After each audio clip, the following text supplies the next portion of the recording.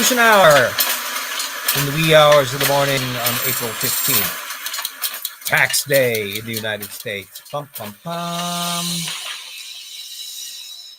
And do not forget our little website that has oodles of free stuff, PDFs you can do around that cover an awful lot of subjects, and in addition to all the material that we have been doing subsequently. Well, here we are, continuing our exciting step-by-step, source-by-source analysis of Titans, the creationist idea of scholarship. And as you know, we're in the middle of the theropods.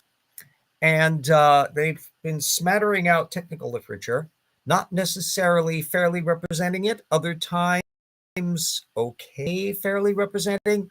But I'm trying to delve into the fiddly bit parts. And this particular one brings up a couple dinosaurs in the C category. We got Coelophysis and then this weird little critter that's a variety of Carcharodontosaur, which we mentioned in an earlier episode.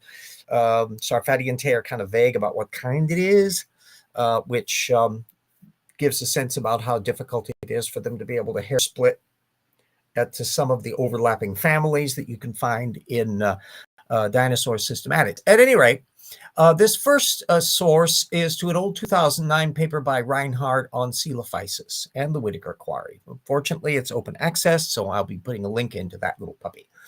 And Sarfati and Tay are saying that these Coelophysids, quote, burial together by a flood, unquote, pum, pum, pum, which of course they mean the flood. Well, nice try. But the paper on page 26 noted no, quote, regional environmental crisis was involved. There were some discussions as to just how major a dynamic was going on in this formation back in 2009. And so they were ruling that out. And in fact, indicated that the formation, quote, can be followed for many kilometers around the Whittaker Quarry, but no other bone beds occur at the same stratigraphic level, unquote, which would seem an odd thing to be happening if there were cataclysmic flood that cannot distinguish between that little area and this little area. And we are talking about comparatively compact environments. Coelophysids are, about a meter or so long, a couple meters. But relatively lightweight critters. And the likely explanation, as the paper went into in some detail, is that they were a flock of these relatively small dinosaurs and a bunch of other miscellaneous stuff that got swept along in a local flash flood that slogged into this lake pond at the foot of this kind of ravine-like structure that they were sort of envisaging. And none of that fits in with the big slosh, as could be easily seen when you started looking. You see, I learned so much about individual geological deposits by tracking down the material that the creationists are drawing on to make their apologetic case. And this is true functionally in any area of creationism where the more legitimate the technical sources are, rather than simply riffing off of secondary material, the more likely it is that you'll actually learn stuff that is not fitting in with their model at all. The other little critter, the Carcharodontosaur, with its bizarre hump, is described in a 2010 paper by Ortega. So we've got relatively old material that's recycling, and I'll be putting the link up to that as well. Besides Stanford and Tay's, Sarfati and Tay's ambivalence about what kind it's supposed to be, they were tiptoeing around what the paper was discussing, which was that it had feathers. And of course, this is not allowed in the creationist model, especially with a thing that is way too big to be a conventional bird in their perspective. So they have to kind of hair split on this issue all the way down the road. Meanwhile, of course, paleontologists have not stopped cold. And so they continue to look into the physical details and the various deposits. And it happened to be that very same deposit that Ortega and company were describing fossils from 2010 has continued to be investigated. And there is a relatively new paper from 2021 by Navarro Lorbes on trackways there, including frisky ones, very possibly from this Carcharodontosaur, and how it was preserved in, quote, a low energy environment, unquote, which again doesn't sound a hell of a lot like the big slosh. So in every possible direction, when you're tracking down the additional material, you're finding that they're slamming into either the content of their own paper or the failure to follow through on all the subsequent material. Which brings to the part 2 of the show, which again, I like to discuss. I've just got a blurb up here from stupid chat GPT. I'm not all interested in that. The other part, which is a 2023 ICR post from James Johnson on head-banging termites, communicating to the nest in a 2013 paper by Hager. And this is one where the creationist is trying to make way more about this. It's, in fact, a book chapter that I'll be putting a link up to from the article that they had done on it. Even the title of the paper, though, had noted that there were 2 separate species that were doing this head-banging thing. And it clearly didn't occur to Johnson to move beyond that to decide that their behavior was, quote, improbable and impossible apart from God, unquote, and that, quote, obviously evolutionary accidents cannot explain, much less invent, such noggin-knocking communicators' design, development, and deeds, unquote. Well, maybe not. Remember, this is 2013 paper, and Johnson is riffing off of this a decade later. What's been happening since? The fact that it was a decade-old paper and that the researchers were just beginning to investigate this particular area naturally made me wonder about what happened since. And first of all, they're tiny critters, and it's not easy to explore experimentally what is going on in a termite colony in their natural dynamics so that you can observe what's going on. So some of this stuff had been noticed since the 1990s, and this 2013 paper was kind of doing follow-up on that. So bit by bit, they've been trying to clarify the range of this behavior, which forms of termites have it, and then they still have great big question marks dangling, which is what exactly the sensory processes are on this that are involved in this head-banging procedure, and beyond that, what genes are playing a part in this, generating this behavior to be able to make any sense out of it. In order to be able to work out what evolutionary accidents would or would not be involved in this thing, you'd have to pin all of that down. And zero of this work is being done by creationists.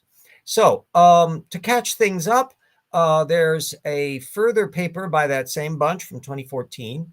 And then another paper from 2017 by Lai, and then a 2021 paper by Pallier, which are gradually tinkering their way through the superstructure to try to make sense of what the physical bits of what species involved. And eventually, I would wager in the next 3, 4, 5, 6, 7, 8, 9, 10 years, they're going to be working out more and more about the phylogenetics of it and the genetics of it and the developmental biology of it, which, if that prophecy comes true, we'll be able to see whether or not Johnson or some other person in the creationist community pays the slightest attention to any of that stuff.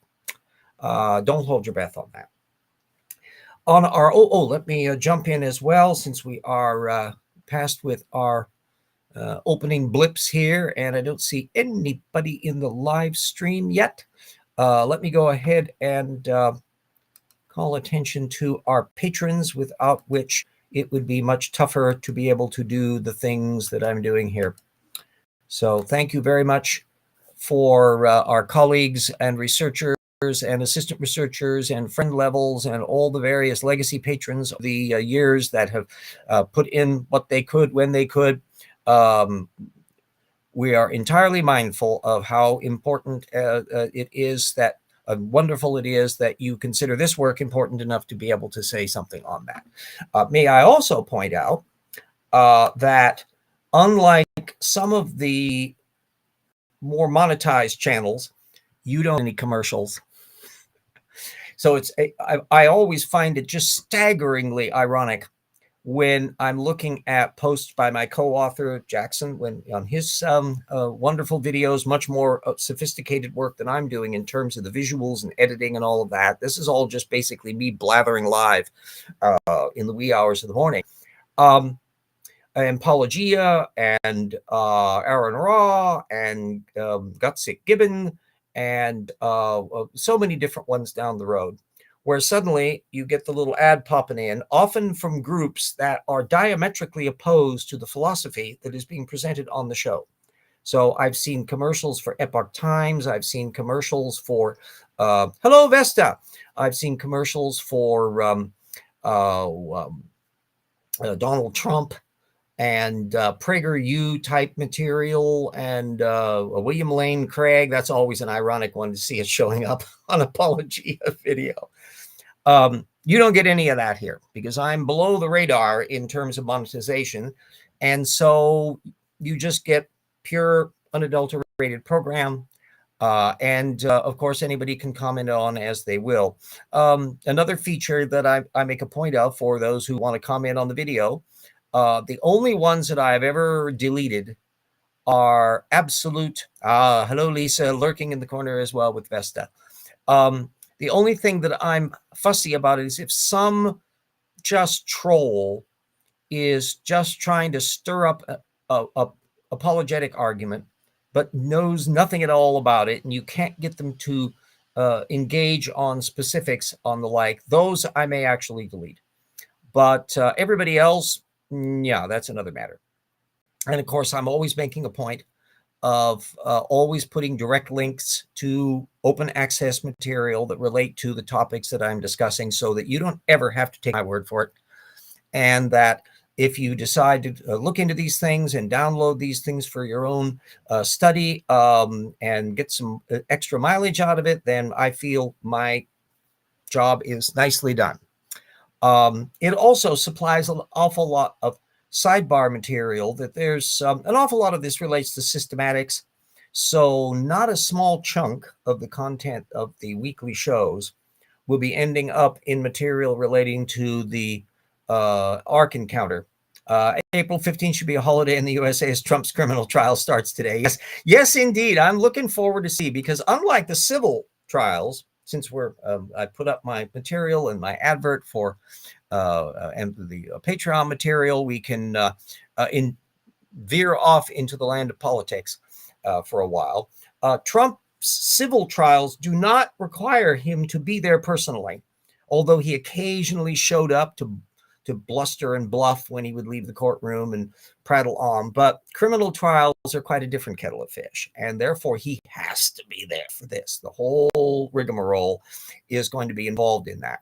And so the fun part will be, just can Mr. Indicted One keep his temper through all of this? I suspect we're going to see a lot of pictures of him sitting like this with the arms crossed in that deflection mode that you could see even when he was president of the United States. If he was in like a frustrated position, he would be showing that kind of posture.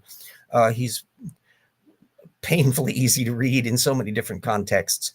And of course, after each day, I'm sure he will just start vomiting more tweets on the subject from his Truth Social. And he typically doesn't really do anything on Twitter, aka X. Does anybody call it that?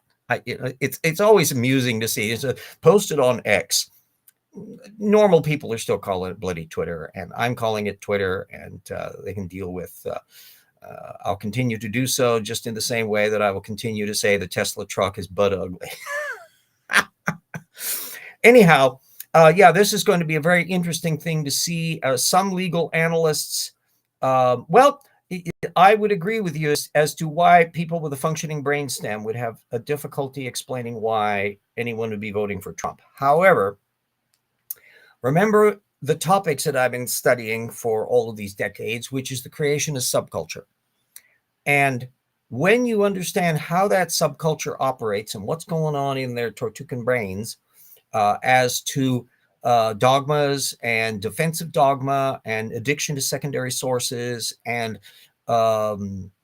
defense of authority figures and all the rest, circle the wagons approach when assaulted with criticism, all those sorts of dynamics. It doesn't surprise me that the same kind of behavior that we're seeing in the creationism context will translate into how they would behave politically regarding Donald Trump, who is a master of pandering. And you leveraged the fact that he worked out that the evangelical voters really want to get rid of abortion, and that means they really want to get rid of Roe v. Wade. And he was promising right all the way along the line he was going to ram people onto the courts to do that. And surprise, surprise, that's exactly what they did. Now, of course, part of his brain is conceptual enough that he realizes there's a downside to that politically. So he's trying to spool it back in the same way that Carrie Lake did down there in Arizona. In the just hilarious 180-degree turn that she did, because she had been praising to the skies that 1864 Arizona abortion ban that she wanted to see cleared the way once Roe v. Wade was overturned. And then when exactly that thing happened, she's saying, oh, no, this is too radical. We don't really support that at all. So it's just weird and strange indeed. But for those Trumpistas that are not out and out creationists, methodologically, they're exactly the same as creationists. So the ones that I encounter on Twitter, aka X, fall into that same dynamic of people who know way less about the issues than they think they do, and you can't get them to think about the things they don't think about. And therefore, they're never really going to be able to change their minds because their minds don't allow themselves to be changed from the dogmatic position that they've taken. This can range in a variety of areas. I mean, you occasionally find some really weird outliers that you would think would never in a billion years be a Trump supporter. For example, occasional atheists and occasional gay advocates, at least according to their profiles. And yet here they are sidling up to Donald Trump. When you start looking into what they know about Trump, they're no better off than the average creationist is knowing about the reptile-mammal transition. And so just as I have my little litmus tests when I joust with creationists online, I want to bring up the therapsids. I'm going to bring up the therapsids. And I'm also bringing up ALU retrotransposons. Those are my two go-to points, because not only are they highly relevant because they all involve literally us and our genetics, but I know the creationist literature, so I know what little has been discussed about them, and therefore any person who wants to try to engage on them has very little apologetics that they can draw on. They've got to do their thinking for themselves. That's not going to be very good if they have to think for themselves because they're not used to doing that. So in the Trumpista realm, my go-tos are Roy Cohn, which I typically put as a hashtag Roy Cohn, and that would be our good old friend. So this is exactly what anybody that follows me online can see me bringing this up. Hashtag Roy Cohn. And then also his business failures and the like. The average Trumpista is oblivious to his actual record. And Trump, of course, doesn't bring any of this stuff up. He's not going to get up there. He's Mr. Super Braggart. I'm the greatest businessman ever. I'm your savior. I can do everything. I've never made any mistakes at all. Everything is falling apart in a terrible situation, and the world is disastrous. And only I, Donald Trump, can save you. That's hello, hive psi. Yes, biz. I think Trump saw televangelists with envy. To some extent, he imitates some of that, but, and this is the JR, I'm a dude, yeah. The worrisome aspect is that Trump is not so much emulating evangelical preachers, because in many respects, he's not as showman-like and wacky articulate to be able to pull that off. I still got my little buzz up in. Let me get, there we go. It's hanging on the screen. The fellow that Trump apparently studied in some detail is that little Führer dictator, Mr. Hitler. And this is not a peripheral accusation. Trump's first wife explicitly noted at the time of her divorce that the one book that Trump kept on his bedside was the Hitler speeches. And so he was following how Hitler would construct an argument, how he would be pandering to people's fears and the like, how they would be having a kind of demonization of things. And he's followed in that playbook disconcertingly well. And then, of course, he's abetted by the fact that if anybody in his audience is ever been moved to ever fact check anything Trump says, I would be absolutely flabbergasted. They don't do that. And they would be the sort of minds that would have been not doing that before Trump came along. And they would have been funneling onto largely a politically conservative realm. So whoever was the Republican candidate, they would end up voting for them. A few of them might become more extremist and go for miscellaneous third-party candidates that might pop up occasionally. But, by and large, they would be kept kind of in the fold. Now, as we've been seeing over the last 20 years, as the Republican Party has imploded to a hyper-conservative theocratic party that barely has even slightly moderate members, let alone liberals, the way I grew up with, where there was a really broad-ranging Republican Party, that increasingly narrow set that operates as intensely ideologically as Marxist-Leninists do over on the political left wing. And they have the dogma that they're going to be defending and down the line. If you want to see how a lot of the apologetics runs and how the tropes play out, all you need to do is to look at Tony Perkins. Tony Perkins is a young earth creationist, and I will put him in so everybody can Google and go off as they wish. Tony Perkins is about my age, and Tony with a Y, there we go. He's about my age. He's with the Family Research Council, and at one time or another, he flits in and out of control as administrator at the Council for National Policy, or Council on National Policy, CNP at any rate, which is this kind of catch-all, hyper-conservative think tank that has a slew of people that were familiar to me from the creationism issues, Rick Santorum and others, and they've all been sloshing in and out of the CNP. And it performed a great role in staffing the Trump administration. And then all you had to do is to connect up then to the Federalist Society's perceptions of what judges should be, basically handing Trump laundry list as to various candidates to put onto the court. They're in lockstep in getting to their hyper-conservative worldview.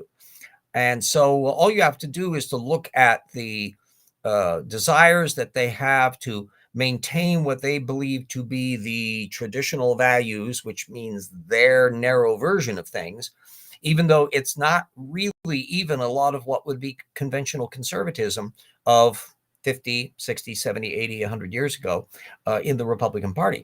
So it's a wacky little area. Perkins is a young earth creationist and a theocrat. And he would be utterly opposed to gay marriage and has been, and of course, but anti-abortionism is the super duper eye twitcher. The thing that's genuinely surprised me, but I don't hold out the notion that this will remain indefinite if you get a second Trump term, and that is anti-evolutionism played absolutely no role in this in the Trump years. Trump, of course, is a scientific illiterate, so he has zero interest in the thing. And the Trump supporters were way too focused on the abortion issue and gay rights. And yes, Trump is practically the poster child for dumbass. I think it's a fair statement to say that there's never been anybody who has been president of the United States that is as effing stupid as Donald Trump. There have been varying levels of intellect around in there, but at least they can read well. and they pay some attention to some kinds of things. They have a level of literacy and decency that is just miles above anything that Mr. Trump does. So he is worse than merely a media-driven one. He's very possibly dyslexic. We'll find that out, I suppose, in the future years to come on. The thing that I'll be intrigued with to see over this next year is whether or not Trump has an implosion moment in public, to where he's gotten so out of control and furious over setbacks, especially if he loses some more trials, that he blows himself up in public mentally. And even a chunk, not all, there'll be some who will defend him right down to the bitter end. I mean, my gosh, there were people defending Nixon all through the Nixon impeachment years in the mid 70s. So this is not an impossible circumstance. The other issue will be involving the cash flow, just to see how far down his little Truth Social thing, which briefly had him up in the multi-billion-dollar category, but sagged rather abruptly because it's way overpriced. And he can't touch any of that legally, money, until there's like 6 months down the road. So there may not be all that much there to fiddle with. We can expect, of course, to see more golden tennis shoes and retreads of Bibles and whatever else he can do, because he learned the little nickel and dime hucksterism, frankly, in the period after the casino failure, as he figured out how to license himself. And so he'd be doing McDonald's commercials. Remember that one? And the various little bits that he would license his name around in various areas. And then, of course, he had a fresh influx of income when he created The Apprentice.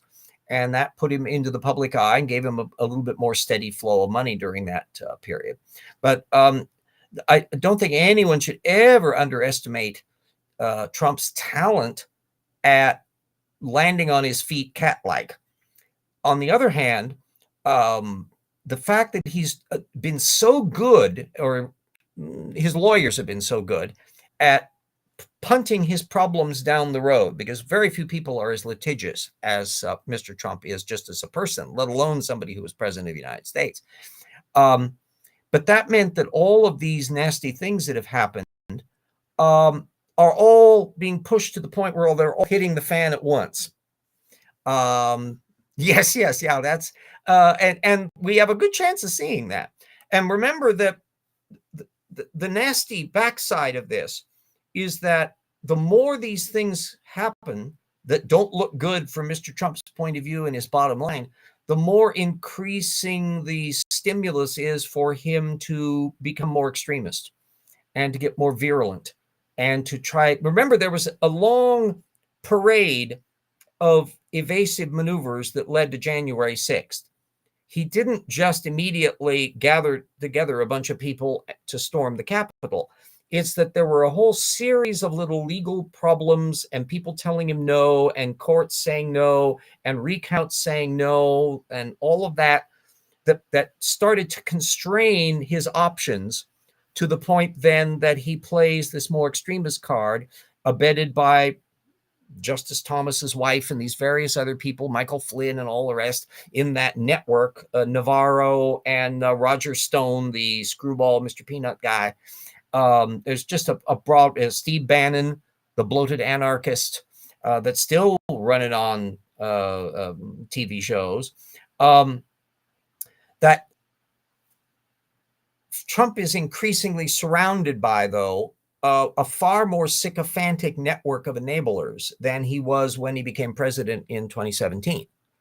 And so the various people who had a tiny shred of conscience have all been basically purged from his network. He wants enablers. And so I'm anticipating that we're in a really complicated mix to get down to the end of the year. And until Joe Biden is legally and accurately reelected with the electoral vote, as well as the popular vote, which I don't have any serious doubt that he would be able to carry. Trump has never won a popular vote in his life. And safely re-inaugurated without a circumstance. Will be an interesting toss-up will be, is Mike Johnson still going to be there as Speaker of the House?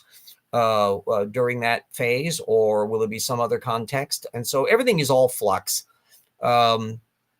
If things go poorly to where Trump squeaks in through the electoral vote again, and also it depends on what circumstances are in Senate and House. But the fact that that these anti-abortion rulings have really galvanized an awful lot of people, that it's putting in play districts that weren't before. And then this all, of course, as well as up to the Democratic Party to put forward candidates that can do some kind of a response. It will be intriguing to see what happens here in my district, where Kathy McMorris Rogers is retiring.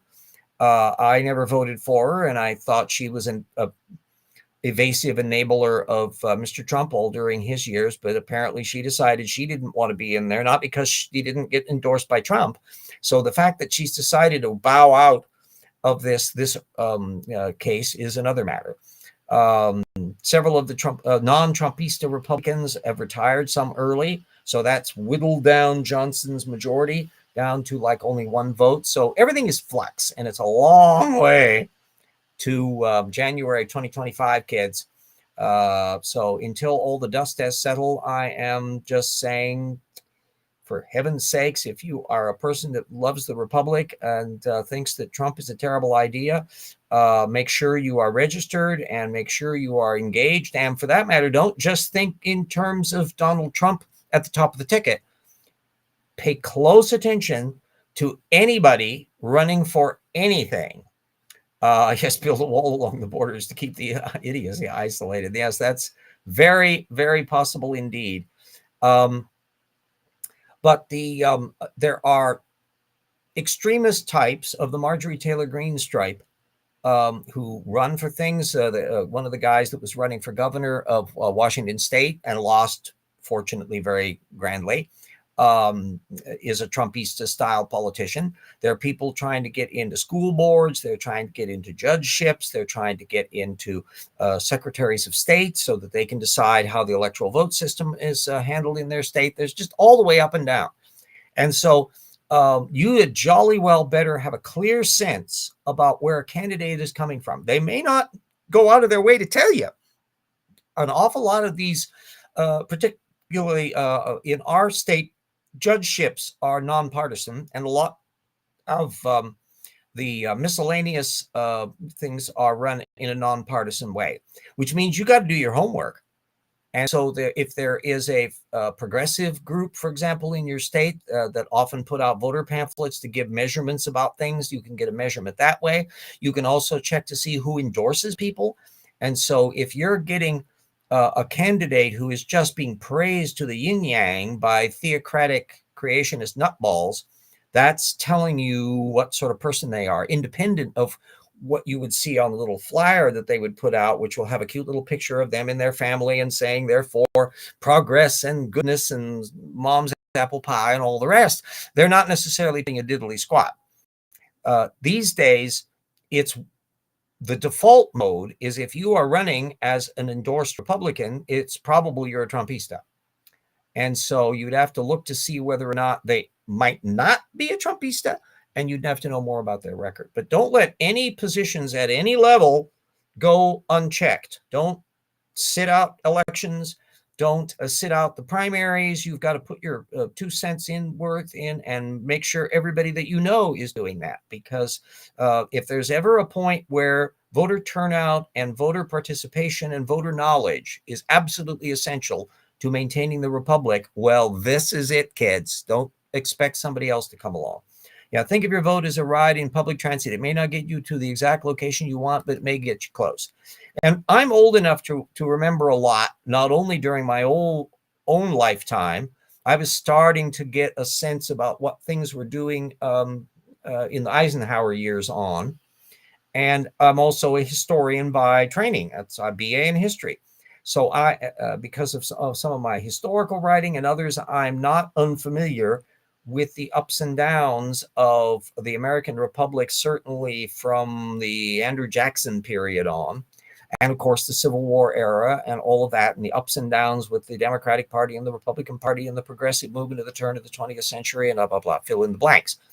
That if you're expecting a political leader to be perfect in every way, have every single policy exactly matching what you would like to have as your ideal, you're not living in the real world. Every person is a fallible human being, and they have to deal with the hands they're dealt with, even if they share your philosophical position and policy positions. Unless they're emperors, they're not going to be able to pull this stuff off. So a lot of the initiatives that Biden has tried to do, for example, in canceling student debt or expanding the healthcare system, requires congressional approval or is struck down by the Supreme Court. So that means you have to pay close attention. Well, how did these people get on the court? Well, because they're appointed by presidents and confirmed by senators, which means you have to be careful who is president and who controls the Senate. And even at that, the question of minority rule. All three of the judges that were put on the Supreme Court that eventually contributed to overturning Roe v. Wade, and without which they could not have done that, all three of them were ratified by a limited number of senators that represented only 42% of the American population. That's the way the thing goes. So you have to pay very, very close attention to all of that. Dan Stern Cardinale recently did a very nice little video with Jordan, the skeptic fellow, where they were effectively laying out the reasons why you really need to vote for Joe Biden this year. And that from my perspective, Biden was not my first choice. He wasn't my second choice. He wasn't even my third choice for the Democratic nominee. But given the hand that he was dealt, the slim majority in the House, the backsliding bits that Joe Manchin and Sinema did when she was still a Democrat, that slowed down prospects, having to deal with a very slim majority in the Senate, I was genuinely amazed by how much got done. And not only that, how much Biden and Pelosi and Schumer and that were able to keep done in the face of the budget crisis, shut down the government mania that the Republicans were trying to do a couple times. Because under those circumstances where a political extremist basically takes a pistol to the government's head and said, you better give us what we want, otherwise we're going to shut everything down, that they managed to maneuver around that. And it could have very easily, if you had had a weak-kneed group of Democrats, that they would have had to have given up big chunks of the climate research material, an energy policy that was in the Inflation Act.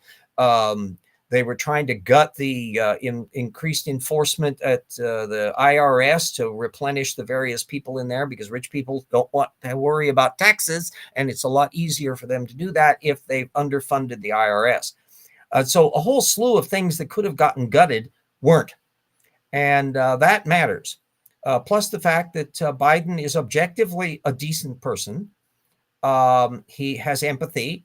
He has a functioning brainstem. He's an old fart who's 10 years older than I am. So he doesn't zip around as much, but he rides a bicycle. And so he's healthy and energetic enough.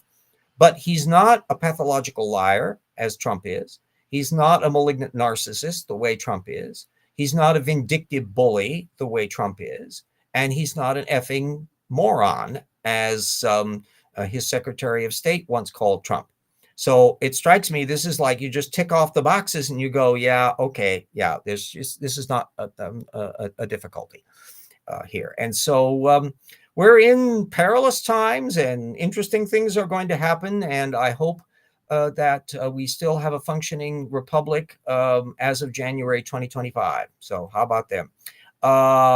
Yeah, it's an interesting issue. The thing I want to remind everybody, though, about, say, putting age limits or term limits on congressmen and others, the only technical figure that we have a term limit on is president. But no system can insulate you from stupidity. if you're voting in stupid people and stupid people get in charge, it doesn't matter whether they can serve one term or two or whether they have to retire at 75. And if you have a system that's broken down so much that regardless of what age the Supreme Court justice is on retirement, if they're replaced by somebody who's a younger idiot instead of the older idiot, that's not helping you any. So don't ever get into the idea that the system can be self-correcting. It depends on us, what we do, voting and participation at every level. We are the government. And if it falls apart, it's because we let it do that and keep our eyes shut in too many instances. There was a series on PBS that you may or may not have caught on Julius Caesar and how he became dictator, and like there's a 3-part thing, and the 3rd part is just ready to come on, which will deal with him building up to the point where he is assassinated.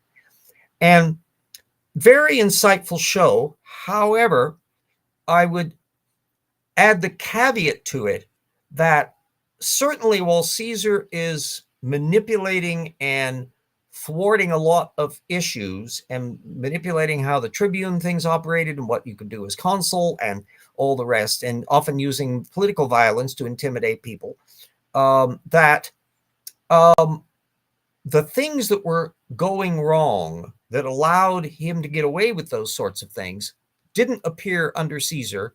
It didn't start with him. It had been a long slide of at least 50 and maybe even 100 years of increasing militarization of Rome because it was expanding so quickly, bureaucratic problems, the institutional class system in Rome, which is reminds me a lot of what you would find in colonial Spain in the 1600s, a culture that owes an awful lot to that Roman sensibilities of things. And so Caesar is coming along as an incredibly brilliant, opportunistic exploiter, already playing off of a system that already has some problems with it. In our thing, we have tried to have institutional breaks that prevent demagogues from getting power. And but as we've seen, it was possible because of the defects in the way that our system is designed that, look at it, Trump lost the 2016 election in the popular vote, but got it in because of the Electoral College. And so you have to pay attention to all of that. If we can ever get back on a more even keel where we have a genuinely progressive Congress and the like, I'd love to see an amendment to eliminate the Electoral College completely and go to a popular vote. I would like to see legislation that would automatically release people's tax returns the moment they decide to run for president or vice president. No, it did not start with the Tea Party, but the Tea Party is a extending of the process of the radicalization of the Republican Party. That would be, the Tea Party is coming along in the era of Newt Gingrich, and that fossil is still hanging around saying how wonderful Trump is. Elements of this, that there was a concerted effort on the part of theocratic, conservative, religious people, that Tony Perkins worldview, to take command of as many instruments of power as they could. And they functionally took over the Republican Party and have been, now that we're in the full-out Trump era, they're busily purging anybody that isn't loyal to Donald Trump. So it's gone overboard, and ironically so, because if there's the last person on earth that a traditional conservative evangelical would want to support is somebody of the sort of character of Donald Trump. But the fact that he's been able to remarket himself so effectively, he's got props for that, you know. And of course, he's preaching to an audience that will never fact check anything he does. Trump, of course, I think became totally addicted to the big rallies because, I mean, he's not exactly Mr. Charisma on an individual basis. And so the idea that he could pack in a crowd of cheering audience was preposterous until he was running for president. And that high certainly must be something that he just gets off on. And so he immediately wanted to keep up running. He was no sooner inaugurated as president that he was running for re-election. And so he was continuing to do these big rallies, which, by the way, increasingly he's not ever paying for. Apparently, he used some of his own money actually to run for president in 2016. That wasn't the case in 2020, and it won't be the case in 2024. And now that he's got his son's wife in there at the Republican National Committee to funnel money into his campaign at the expense of Republicans everywhere, this can potentially be just a colossal disaster for the Republican Party, I'm hoping. And we need to see how that works out, and whether or not yet another giant failure occurs at the box office this November for the Trump show and anybody associated with the Trump show. Some of these things, the long-term bit, will take a little bit longer to see. I'm horrified at the prospect that a Marjorie Taylor Greene would get reelected down in Georgia, but it wouldn't entirely shock me. It's a highly hyper-conservative creationist district. And so, and they don't apparently have any viable Democratic opponent running against her. We've got to stick out Lindsey Graham for a few more years because they've got 6-year terms with the Senate. He may decide not to run for re-election later. I'd like to see J.D. Vance be a one-term senator, that little sycophantic prick who was an anti-Trumper kind of, sort of, and then he decided, well, this is my political coattails. If I'm going to be a success in the Republican Party, I got to suck up to Donald Trump. Whether he actually likes the guy is hard to tell. Lindsey Graham is somebody who is sucking up to him and finding ways of schmoozing him. I think it should be painfully obvious from the years is that Trump loyalty works only one way with Trump. If you are not supporting him, he's not going to be giving you loyalty in return. Nothing that you need to have happen, if it's conflicting with his personal interest, will count diddly for him. And so I think in the long term, it's a circumstance where Trump destroys everything he touches. And in this case, Graham back in 2015 said that Donald Trump would destroy the Republican Party and they would deserve it. I would like to see that prophecy come true. And that's got to include Lindsey Graham as well. So it's a murky and sad thing as a party that had Abraham Lincoln in it and Robert Ingersoll and Teddy Roosevelt and Wendell Willkie, for that matter, in the years before that. It's had its downsides as well. It's had the isolationist wings. It had Joe McCarthy in the 1950s. It had Tricky Dick Nixon. There's been a broad range of squeaky wheels in the Republican Party. But overall, there was a level of dignity and contribution to the world that meant that it wasn't disgraceful. But what it's turned into now is just an absolute dumpster fire.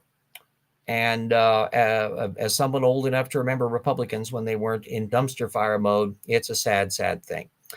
So the Tea Party aspect is just part of that extremization of the Republican Party as these culture camp conservative anti-abortion obsessives.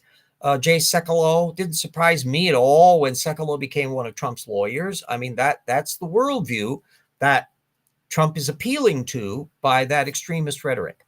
And how many of the people who are enablers of Trump necessarily think much about the Christian nationalist extremists hovering at the corners of the Trump movement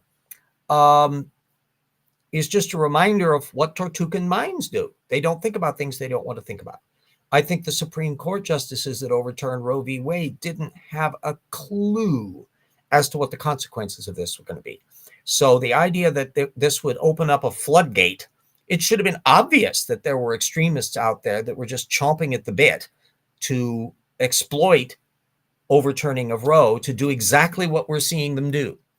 And yet I suspect that those conservative Catholics that Trump put on the court, they didn't think about that. They're just looking at the law in their little tunnel vision bit. They're just looking at that little part and thinking that they're doing what's legally right. in that ersatz originalism that so many of these extremists run up on. And of course, a couple of the judges were put on there prior to Trump, Alito and Thomas.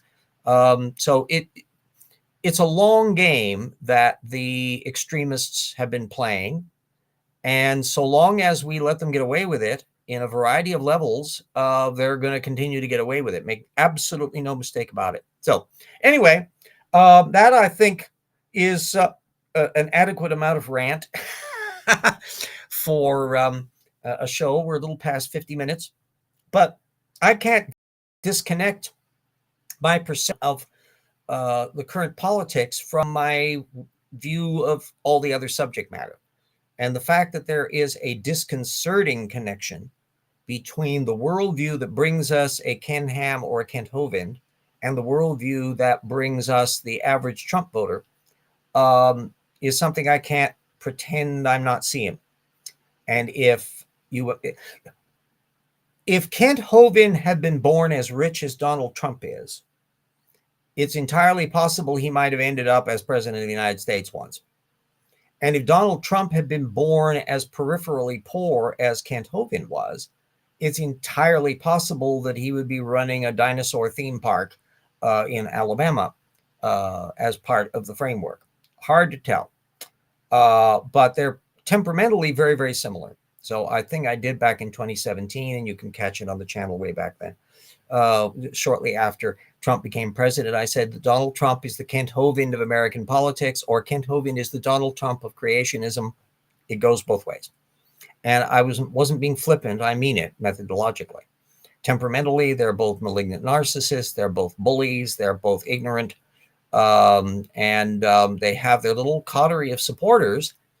But what difference you can see if you are born with a silver spoon in your mouth, where daddy is really rich, and you learn how to manipulate the system and know how to use lawyers and in connections at the banks and all that you can pull off tricks. Kent Hovind ended up having to do a time in stir for tax evasion, whereas Mr. Trump has been able to lawyer his way out of problems, at least until recently, quite effectively. And that's the different dynamic of it. That power and privilege are next to the number of dollar signs in your bank account. So that kind of covers all of that. There's an upbeat moment for the circumstance. To connect all this up with the creationism issue is that if in a second Trump term, it wouldn't surprise me, and this could still take place in a non-second Trump term, in a future Republican administration, or in a second Biden administration, that some religious ideologues in one of the little states that decides to finally put in a thing to put intelligent design in the schools, it is not impossible to see that percolating up to where the Supreme Court does a ruling on it. And remember that Edwards v. Aguilar, which is a decade later than Roe v. Wade, had a dissent, and you can find my commentary on that in tip 1.6 at the website, by Justice Scalia, which I regard as one of the most monumentally pseudoscientific, stupid. Scalia obviously knew diddly squat about the sciences on this. But anyway, given that Alito dusted off his dissent of Roe v. Wade to justify overturning Roe v. Wade, what would stop any one of those little screwballs on the court now to dust off Scalia's dissent from Edwards v. Aguilar and use that as a crowbar to eliminate that and not merely permit intelligent design to be taught in science classes in public schools, but young earth creationism? You don't think that Ken Ham sending some memos over to a Mike Johnson as Speaker of the House wouldn't be chortling over that one? Can I rule that out as an impossible circumstance? No, I can't rule that out. So we live in very exciting times, kids. Let me put on my advert for the book.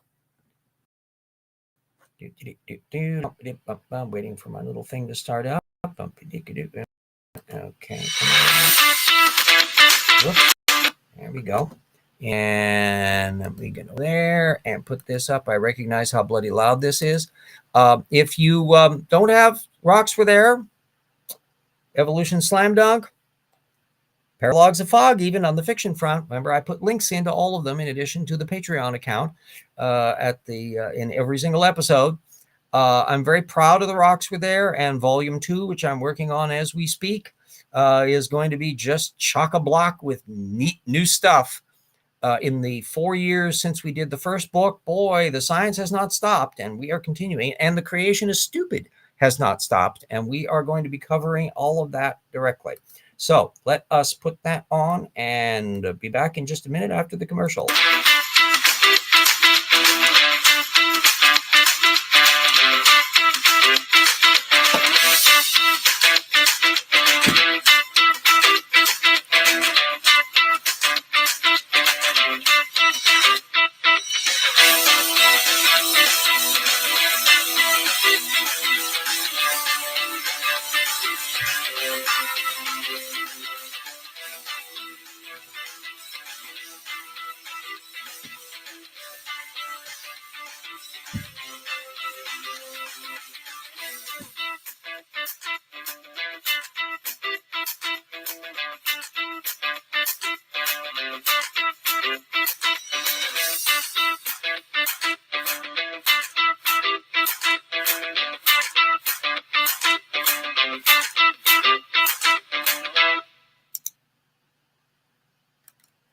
And that's our little commercial.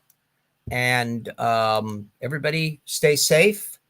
If you have any rampaging wooden penguins, make sure that they do not rampage in your neighborhood. And keep on being curious, keep on being fascinated with the world, use every tool at your disposal to expand things. As an old fart, when I could not have imagined in, say, 1974, when I was part of the project that helped get the World's Fair off the ground as one of the little miscellaneous expo ciders trying to drum up support for the material. I could not have envisaged where my life would have gone down over these 50 some odd years to where I would be now doing little YouTubes, television programs that come out to all the planet, and everyone that wants to watch them can. And there we go. And there are actually some people, thank you again, at the Patreons, who are willing to pony a few bucks a month to keep the little old fart busy doing with his projects. And I will continue to be busy with the projects as long as I have breath and the capacity to do so, because my gosh, there's so much interesting material, and I can't abide the idea that someone should have a stupid notion that they wouldn't have if they were familiar with the information and they didn't realize there was that much stuff out there. So anyway, see you all next week, and everybody take care. We are closing